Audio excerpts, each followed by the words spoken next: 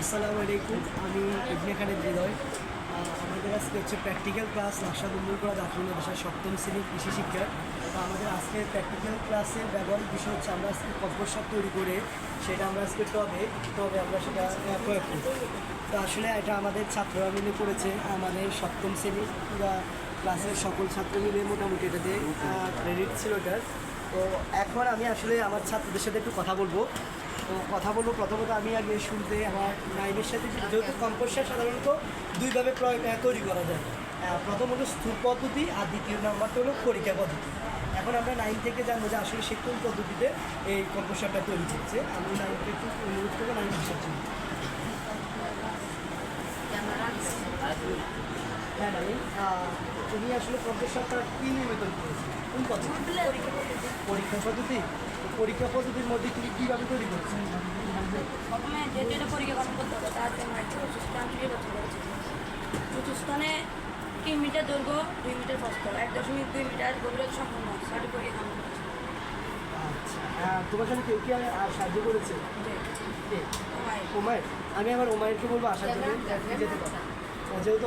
হ্যাঁ ওমায়ের, এরপরে তুমি আসলে কী কবে কাজ করেছো? এরপর পরীক্ষার উপরে চালা ব্যবস্থা করেছি। 5টি পরীক্ষা আবর্জনা, খড়, কুটা, লতা পাতা, গোবর স্টিকার সাজিয়েছি এবং এবং এভাবে তুমি এটা মোটামুটি করবে। আচ্ছা, আর তোমার কি একটু সাহায্য করেছে? যে আমাকে ইতিহাস ইমতিয়াজ আসো। ইমতিয়াজ, তুমি আসলে এরপরে কী করেছো, কীভাবে শেষ করছো? আমরা এরপরে 40 পরীক্ষার মধ্যে আবর্জনা 6 মিটার উঁচু করেছি, 6 সেন্টিমিটার উঁচু করেছি এবং প্রতিটি পরীক্ষা প্রতি পরীক্ষাতে খালি পরীক্ষার মধ্যে আমরা স্থানান্তর করেছি। স্থানান্তর করার পর আমরা পরীক্ষাগুলো উলটপালন করেছি। উলটপালন করে আমরা এর পরে পচন গ্যাস শুরু হয়েছে। পচন গ্যাস শুরু হওয়ার মধ্যে গরম। ধন্যবাদ ইমতিয়াজ, ধন্যবাদ। আসলে এভাবেই মূলত কম্পোস্ট সারটা তৈরি করা যায়। আসলে কম্পোস্ট সার যে আমরা এখন টবে প্রয়োগ করবো, তবে সেক্ষেত্রে কিছু উপকারিতা আছে। আমরা আসলে উপকারিতাগুলো জানবো আমার প্রিয় ছাত্র মন্তাজের কাছে। মন্তাজকে যদি আমি এখানে আসতে পারি, মন্তাজ তুমি আসলে কয়েকটা কম্পোস্ট সারের উপকারিতা আমাকে বলতে পারবে? কম্পোস্ট সারের উপকারিতা বিভিন্ন উপকারিতা রয়েছে। তার মাটির উর্বরতা ও জনশক্তি বৃদ্ধি পায়। মাটির পুষ্টির উপাদান যুক্ত হয়। মাটির শক্তি দান ক্ষমতা বৃদ্ধি পায়, বায়ু চলাচল হয়।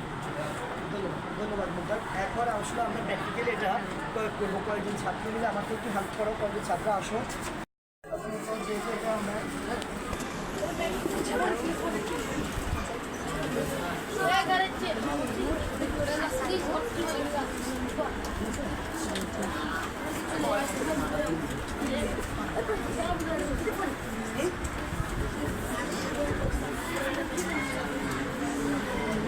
ঠিক আছে।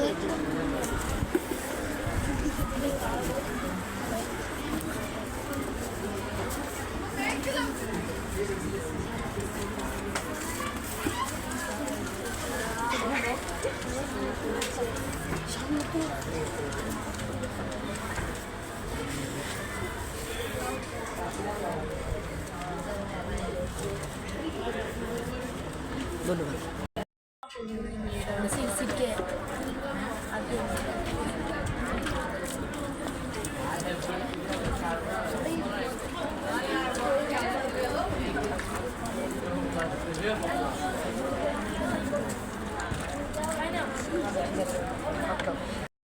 আমরা যতটুকু প্র্যাকটিক্যাল ক্লাসে বুঝতে পারছি আসলে এভাবে আমাদেরকে চারা গাছে বাড়িতে বিভিন্ন ধরনের গাছে আমাদেরকে কম্পোস্ট সারটা প্রয়োগ করবো। তাহলে তোমরা কি কম্পোস্ট সার বাড়িতে প্রয়োগ করবে?